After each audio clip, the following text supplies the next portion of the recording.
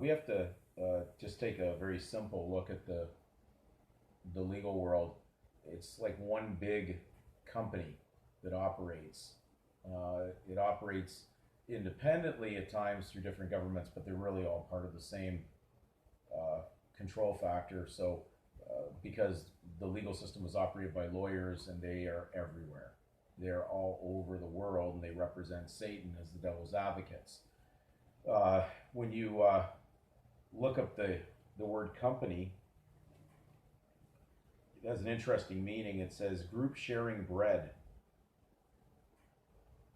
companionship, society. So the birth registration system does not register people; it registers events. So you're not part of their membership.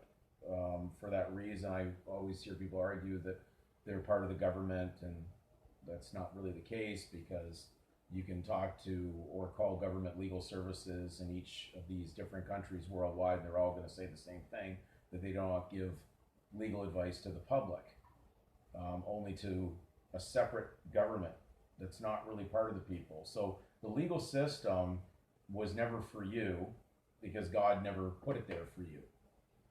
This legal system is run by the opposite, the opposer, the accuser, Satan. So this is his sandbox, and therefore it's his company. We can call it the synagogue of Satan, as spoken of in Revelation.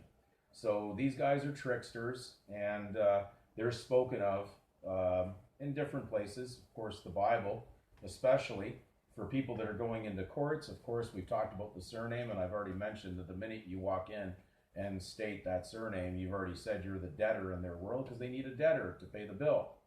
So we look at Isaiah 29, verse 21, it says, talking about the evil, it says, who cause a person, speaking of evil, who cause a person to be indicted by a word, and ensnare him who adjudicates at the gate, and defraud the one in the right with meaningless arguments. So we've read this before. It's in a very, very distant video I had done in the past, dealing with woe unto ye lawyers. And Matthew Henry's commentary, he has some interesting comments. I'm not saying that it's infallible as commentary. I'm just saying that there are some very interesting points that he makes that you can research that are valid with Scripture. And so when he's commenting on woe unto ye lawyers, for you take away the key of knowledge, he's pointed here when he comments on his first beginning commentary on that Scripture is, they keep up the trade, as it were, in succession, speaking of the lawyers, and therefore responsible for the debts of the company. Interesting wording there, that they're responsible for the debts of the company. He's talking about the legal company. He's talking about the world that is away from God and spirituality, that's dealing with their made-up artificial make-believe world that they've induced people to participate in, that to the point that they actually believe that they are really a member and that they have ownership and control. All they have picked up is ownership to a debt, because they have no grace. So there was a book written in 1939 by a law professor. Another thing you can check out when you have the moment. It's written by Fred Rodell, professor of law, Yale University. And the book's entitled Woe Unto Ye Lawyers, quoting out of Luke chapter 11. The introductory to the book reads as follows. He says, no lawyer will like this book. It is not written for lawyers. It is written for the average man, and its purpose is to try to plant in his head at least a seed of skepticism about the whole legal profession, its works and its ways. In case anyone should be interested, I got my own skepticism early. Before I ever studied law, I used to argue occasionally with lawyers, a foolish thing to do at any time.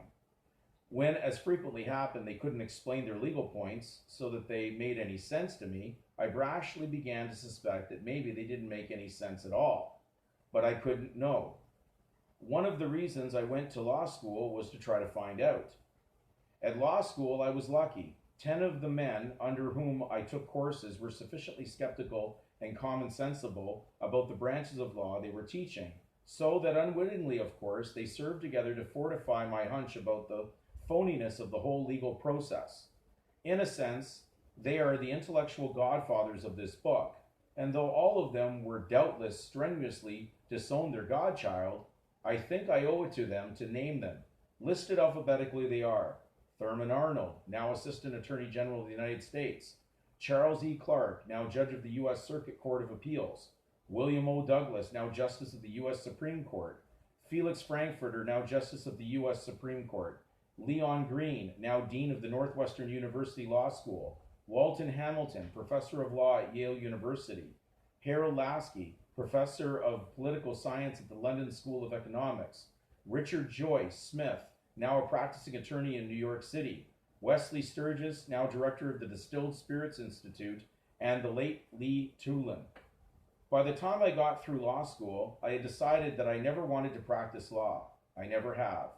I am not a member of any bar. If anyone should want, not unreasonably, to know what on earth I'm doing or trying to do teaching law, he may find a hint of the answer toward the end of chapter 9.